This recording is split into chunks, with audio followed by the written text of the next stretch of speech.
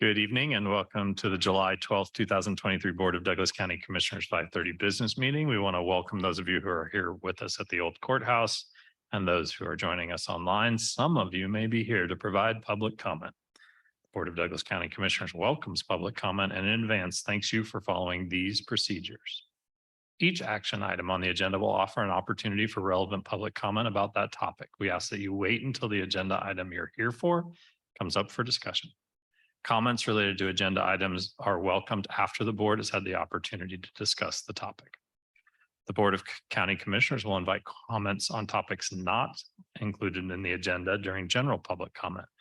This will happen directly after considering the consent agenda. This is the time for addressing issues not on today's agenda, but related to the general business of the Douglas County Commission.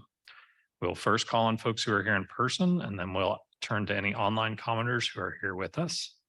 If you're on Zoom, please plan to use the raise your hand function when the time comes and listen for staff to call your name. All comments will be limited to 3 minutes, and we ask everyone to give their full name and Douglas County residence for our meeting minutes. All public comments should be directed at the County Commission. Campaigning for public office is not allowed. We also reserve the right to mute or remove any speaker who is vulgar, rude, or inappropriate. The public should also know that comments received by the Commission during our meetings do not represent the views of Douglas County government. If visual aids are used during the meeting, the presenter will share their screen. Please know that online participants will not be able to view them without a computer, smartphone, or tablet during tonight's meeting. Materials are published online for your reference as well. Lastly, a recording of this meeting will be available on our YouTube page and website. We have a bit of a short agenda this evening. We have 3 consent agenda items, and we'll do general public comment. We have 2 items on our regular agenda. I want to check in with Sarah to see if we're still doing the first item. So commissioners, no, but I wanted to wait till this meeting, and I think you should have, we're been asked by the city of Lawrence to defer the item to Right. August 9th. I just wanted to make sure that anybody was here or was online wasn't going to wait around for that. Okay. Then we'll do appointments and then Commissioner Administrator Miscellaneous before we adjourn. This takes me to the consent agenda. Commissioners, do either of you have anything you'd like to have pulled from the consent agenda for further discussion? Nope. No. Anyone here in the public? Consent agenda item? Nope. Anyone online? Okay, commissioners, I'd take a motion on the consent agenda. Move to approve consent agenda items 2.1 through 2.3. Second. Moved and seconded. All those in favor say aye. Aye. Passes 3-0. We'll now move to general public comment. If there's anyone here to provide general public comment, you're welcome to come provide that comment now to the commission.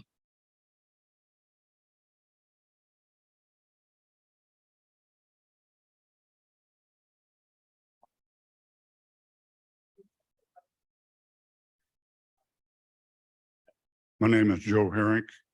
I live here in Lawrence. And I would like to bring up a few issues that I believe that we are destroying ourselves within. And I'm talking about the city and I'm talking about the county. I'll start with looking back at the COVID response. Our country, US, represents 4.2% of the world population, but we had 16% of the death loss. That's compared to countries that didn't censor ivermectin, hydroxychloroquine. Those countries made those 2 drugs available to their population. They had a death loss of 1/200th of what we had. So I think that tells us that what we did was very, very bad policy. That brings me to the county budget here. You don't have to be a brain surgeon to figure out that we're increasing the tax burden 18.5% by keeping the mill levy the same.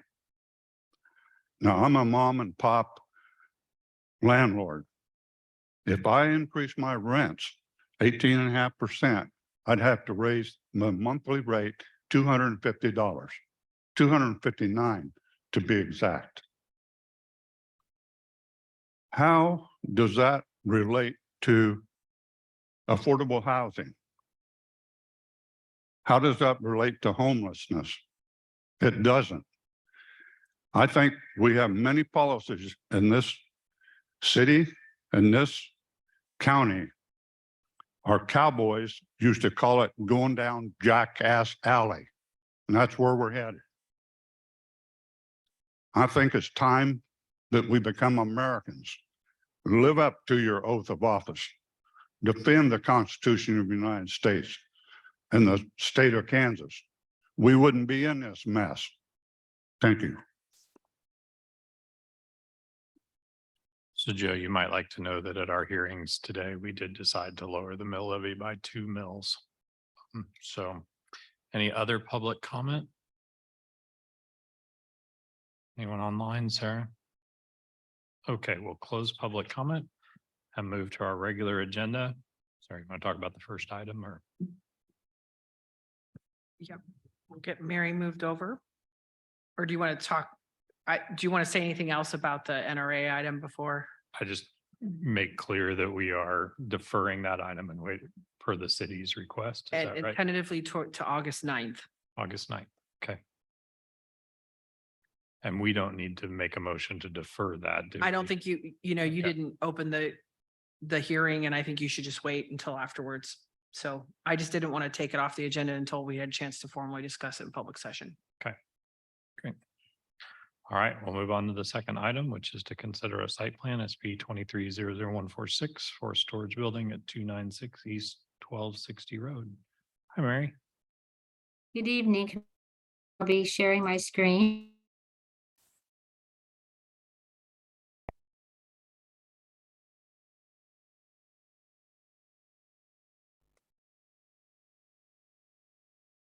And as you mentioned, this is a site plan for an accessory structure at 296 East 1260 Road. It would be accessory to the existing propane distribution facility at the property.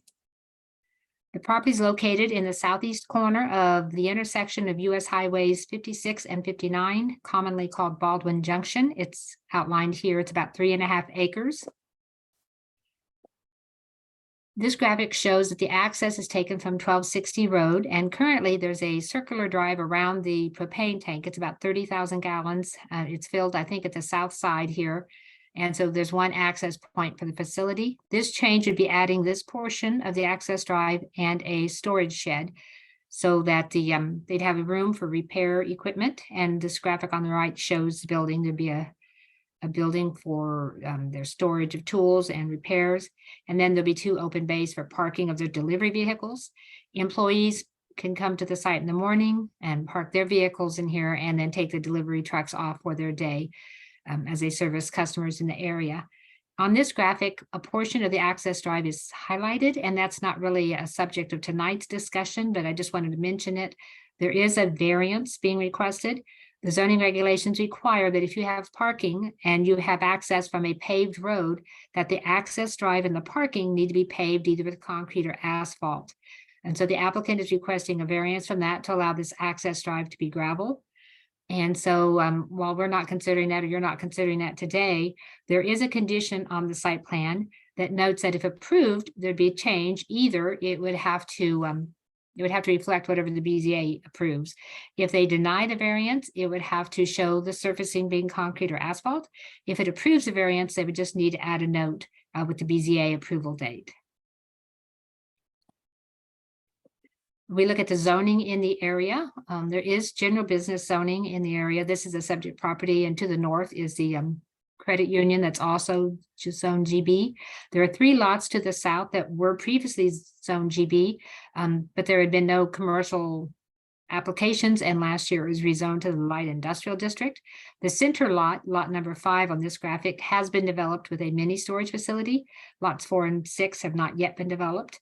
This graphic shows all the uses in the area. 8 represents agriculture. 1 is the right-of-way for the highways. Number 9 is KDOT storage yard, where they have sand and equipment. And then just to the right of the subject property is a strip zoned Ag 2, and it is developed with a residence. And so with this use, some of the things to consider in its compatibility with the nearby residents is the amount of traffic. And it's very low traffic generator, just the delivery vehicles arrive, load up with propane and they go off on deliveries. With this accessory structure, employees would arrive, park their vehicles, and then take the delivery trucks away. So it'll be a very low delivery or very low traffic generator and should be compatible with the nearby land uses. The zoning regs have 6 review criteria we look at with site plans. Number 1 is the use permitted in the zoning district? It's not proposing a new use. This would just be an accessory structure to the propane facility, which is classified as retail sales and is permitted in the general business district. We look at whether or not the design and layout of the site is compatible with nearby land uses. There is one pole light on the south side of the propane tank. That will remain. There'll be no additional lighting. There'll be no additional access. The same access drive will be used. And the storage shed will be put to the south of the propane tank, which will be further away from the residence. And it will be a Morton style building, which will be typical of other agricultural buildings. So it should be compatible with nearby land uses. As there's no changes actually being made to the traffic circulation, it's providing for safe and efficient traffic, just has the one access point to 1260 Road to the west. No pedestrians are expected with this use. And landscaping and vegetation, no new landscaping is being required with this site plan or recommended. The site is vegetated and there were new trees planted along 1260 right of way with the original use to buffer it from the roadway. And there are no this is not a trash generator, so there's no outdoor trash areas to screen.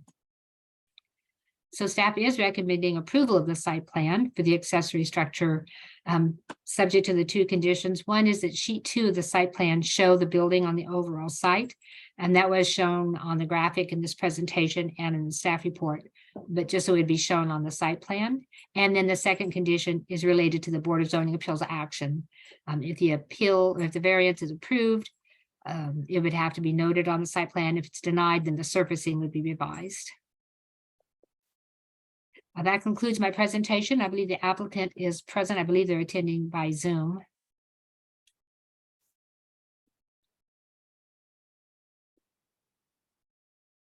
Commissioners, any questions for Mary?